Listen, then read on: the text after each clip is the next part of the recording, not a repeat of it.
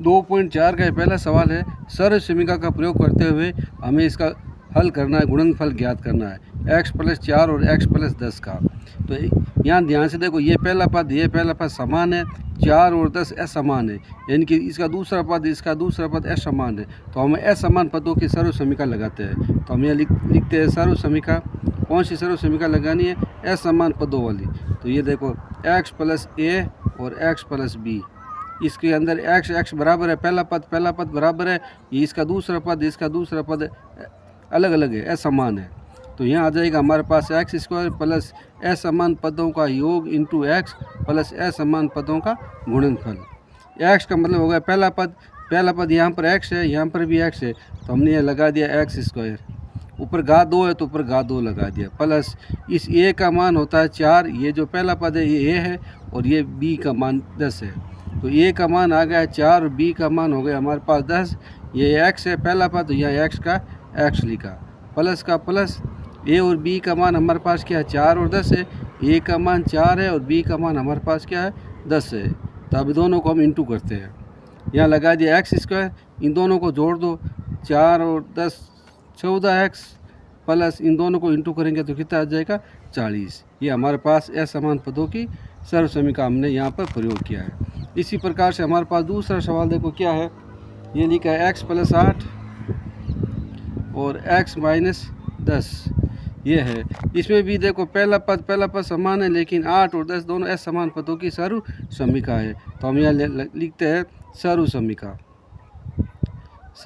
हमारे पास आ गई असमान पदों की x + a और x + b बराबर प्रथम पद का वर्ग प्लस असमान पदों का योग इंटू प्रथम पद प्लस असमान पदों का गुणनफल। ये आ गए हमारे पास असमान पदों की सर्व समीकरण। x का मान यहाँ हो गया x, ऊपर घातांक 2 है तो ऊपर घातांक 2 लगा दिया, प्लस का प्लस लिखा, a का मान 8 है और b का मान -10 है। तो हमने लिख दिया a का मान यहाँ पर 8, ये प्लस, और b का मान हमारे पास -10 है, ये -10 कर दिया, प्लस a का मान हमारे पास 8 है और b का मान हमारे पास क्या है? -10। तो ये लिख दिया हमने -10। यहाँ आ गए हमारे पास x² प्लस 10 में से 8 बाकी निकाल लो तो हमारे पास बच गया -2x।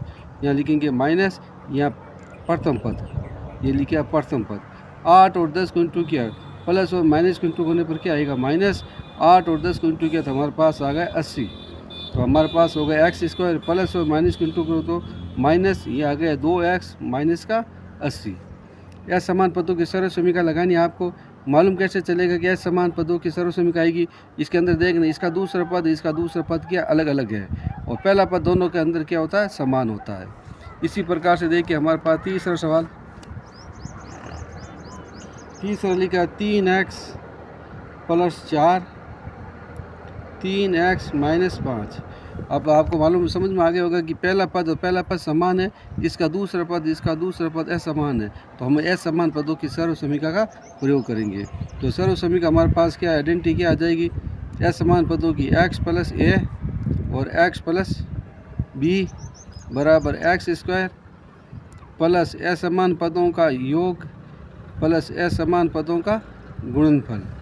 इसके अंदर हमारे पास देखो x का मान क्या? 3x है, तो ये लगा दिया हमने 3x, ऊपर घातांक 2 है तो ये घातांक 2 कर दिया, प्लस का प्लस लिखा, a का मान क्या है? 4, तो a का मान हमने लिखा 4, और b का मान क्या? -5 है, तो ये लगा दिया हमने -5, और बार प्रथम पद x क्या है? 3x है, तो यहाँ लिखा हमने 3x। ये जो x का मतलब क्या होता है? प्रथम पद हमारे पास 3x है, तो हम ये 3x लिखेंगे, प्लस a का मान क्या है? हमारे पास 4 है, ये लिखा 4, b का मान हमारे पास -5 है, तो ये लिखा हमने -5। ये हो गया 3 × 3 कितने हो जाएगा? 9, 3 का वर्ग 9, यानी कि 3 को 2 बार लिखकर गुणा करना है। तो 3 को 2 बार लिखकर गुणा करेंगे तो क्या आएगा? 3x × 3x, 3 तिया 9x², तो यहाँ आ जाएगा 9x²। 5 में से 4 माइनस कर दो तो क्या आ जाएगा? ये तो 4 तो प्लस का है और 5 माइनस का है, तो माइनस करेंगे तो माइनस का बड़ी संख्या है, तो माइनस का क्या आ जाएगा? 1। तो यहाँ लिखेंगे माइनस का हम 1, और ये कितना? 3x, ये 3x, ये प्लस है तो यहाँ लगा दिया प्लस का चिन्ह। अब दोनों को इंटू करो, कितना आ जाएगा? प्लस और माइनस को इंटू किया तो -4 और 5 को इंटू किया तो हमारे पास आ गया 20। अब इसको सरल करो, प्लस और माइनस को इंटू किया तो हमारे पास क्या आ गया माइनस। ए को 3 से इंटू किया तो क्या आ जाएगा 3x, माइनस का माइनस और 20 का 20 लिखेंगे। इसी प्रकार से हमारे पास देखो चौथा पद है। सवाल क्या है हमारे पास, चौथा सवाल है Y square plus 3/2 Y square minus 3/2। ध्यान से देखने पर मालूम चलता है कि इसका पहला पद समान है। ये 3/2 ये 3/2 है। अंतर सिर्फ प्लस माइनस का है। अंतर क्या है, प्लस माइनस का। यहाँ प्लस का चिन्ह है और यह माइनस का चिन्ह है, बाकी दोनों के पद आपस में बराबर है। तो हमें यह जो अंतर प्लस माइनस का अंतर है, प्लस माइनस अंतर की सर्वसमीका लगाते हैं। तो प्लस माइनस की सर्वसमीका हमारे पास कौन सी है, प्लस माइनस की सर्वसमीका हमारे पास ये है ए प्लस बी और ए माइनस बी बराबर ए स्क्वायर माइनस बी स्क्वायर। ए का मतलब पहला पद और बी का मतलब दूसरा पद। यहाँ पहला पद हमारे पास क्या है, वाई की घात 2 है, तो हम ये लिखेंगे वाई की घात 2। इसके ऊपर घातांक 2 है तो इसके ऊपर भी घातांक 2 लगा दिया। माइनस बी का मान चाहे ये लो चाहे ये लो, 3/2 है तो लिखेंगे 3/2। इसके ऊपर घातांक 2 है तो इसके ऊपर भी घातांक 2 कर दिया। अब इसको 2 बार लेकर गुणा कर दो, Y square into Y square, तो कितने हो जाएगा वाई, 2 घातांक आपस में जुड़ जाएगी तो ये हो जाएगा 4। ये लिखेंगे 3/2 इंटू 3/2, 2 बार लिखना है। 3 को 3 से गुणा किया तो क्या आ गया 9, 2 को 2 से गुणा करने पर क्या आएगा 4, तो ये 4। इसी प्रकार से हमारे पास देखो ये पांचवा सवाल है 3 - 2x और ये है 3 + 2x। इसके अंदर हमारे पास क्या करना है हमें कि यहाँ माइनस का चिन्ह है और यहाँ क्या है प्लस का चिन्ह है। पद समान है लेकिन चिन्हों में परिवर्तन है, तो इसमें हम कौन सी सर्वसमीका लगाएंगे, जो ये माइनस और प्लस का अंतर है, प्लस और माइनस वाले अंतर वाली सर्वसमीका लगाएंगे। तो सर्वसमीका हमारे पास क्या आ जाएगी ए प्लस बी ए माइनस बी बराबर ए स्क्वायर माइनस बी स्क्वायर। यहाँ माइनस पहले लिखा है, इसमें कोई फ़र्क नहीं पड़ेगा, चाहे प्लस पहले हो चाहे माइनस पहले हो, इसमें कोई फ़र्क नहीं पड़ता। हमें ये ध्यान रखना माइनस प्लस का अंतर है और पहला पद समान है, दूसरा पद समान है, चाहे माइनस पहले हो चाहे प्लस पहले हो, इसमें कोई फ़र्क नहीं पड़ेगा। तो हमें यहाँ पर क्या लगाते हैं माइनस प्लस जो अंतर है माइनस प्लस का, वो सर्वसमीका हमने लगा दी। इस ए का मतलब क्या होगा, पहला पद हमारे पास 3 है तो 3 का हमने लगा दिया होल स्क्वायर, माइनस बी का मतलब दूसरा पद हमारे पास क्या 2x है तो ये लगा दिया 2x।